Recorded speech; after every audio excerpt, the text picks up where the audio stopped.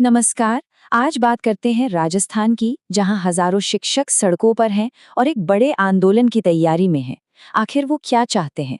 चलिए इस पूरे मामले को समझते हैं।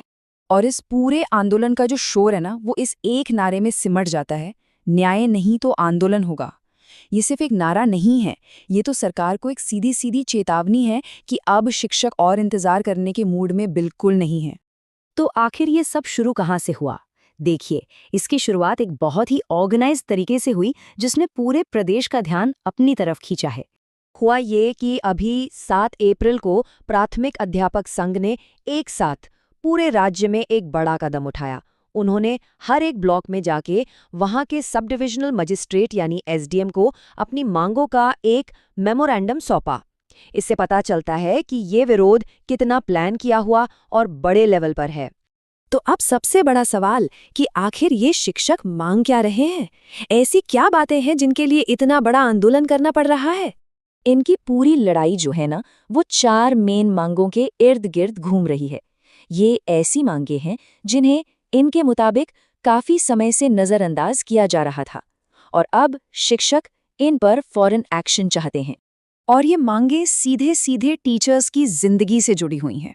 पहली, एक्सपीरियंस के आधार पर प्रमोशन, जिससे उनकी इतने सालों की मेहनत का कुछ फल तो मिले। दूसरी, इंटर्नशिप के दौरान जो सैलरी काटी जाती है उसे रोका जाए, जो नए टीचर्स के लिए एक बड़ी राहत होगी। तीसरी, 3rd ग्रेड टीचर्स के लिए ट्रांसफर पॉलिसी लाई जाए ताकि वो भी अपने परिवार के पास रह सके। और चौथी, जो छुट्टियों का पुराना सिस्टम था उसे वापस लाया जाए, जो उनके वर्क लाइफ बैलेंस के लिए बहुत जरूरी है। लेकिन रुकिए, कहानी में एक और एंगल भी है। शिक्षकों का कहना है कि ये लड़ाई सिर्फ उनके अपने हक की नहीं है, बल्कि इसका सीधा असर राजस्थान के पूरे एजुकेशन सिस्टम पर पड़ेगा। उनका तर्क बहुत सीधा और सिंपल है कि भाई, जब टीचर ही खुश नहीं होगा, मोटिवेटेड नहीं होगा, जब उसकी अपनी बेसिक ज़रूरतें पूरी नहीं होंगी, तो वो बच्चों को अपना 100% कैसे दे पाएगा? तो जाहिर है, उनकी भलाई से ही तो पूरी एजुकेशन सिस्टम की भलाई जुड़ी है। और हाँ, ये जो ज्ञापन सौंपा गया, ये तो सिर्फ शुरुआत थी। ये तो पहला कदम था।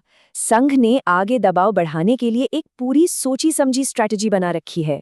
जैसा कि हम देख सकते हैं, 7 अप्रैल को ब्लॉक लेवल पर एक्शन लिया गया और इसके ठीक बाद 9 अप्रैल को एक बड़े प्रदर्शन की तैयारी है, इस बार सीधे डिस्ट्रिक्ट हेडक्वार्टर पर।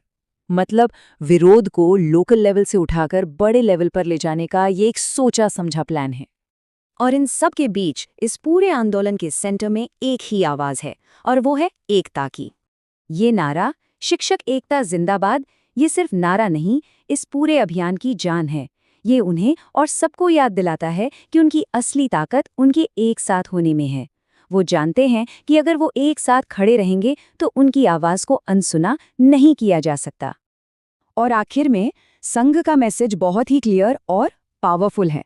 वो सीधे सीधे शिक्षकों के वेलफेयर को एजुकेशन की क्वालिटी से जोड़ रहे हैं। उनका मानना है कि जब शिक्षक मजबूत होंगे, एकजुट होंगे, तभी शिक्षा व्यवस्था भी मजबूत बन पाएगी।